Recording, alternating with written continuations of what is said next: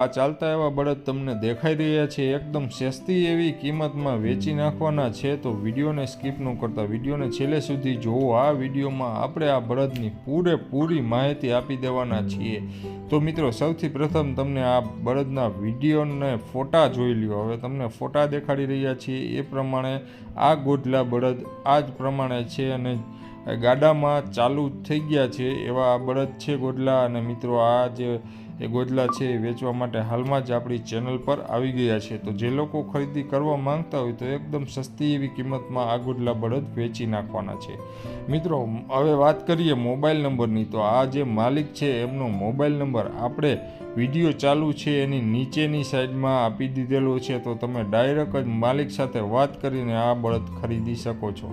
વાત કરીએ પૂરેપૂરી માહિતીની તો આ ગોધલા બળદ વેચી નાખવાના છે અને કિંમતની વાત કરીએ તો ખાલી 40,000 રૂપિયામાં આ ગોધલા બળદ વેચી નાખવાના છે।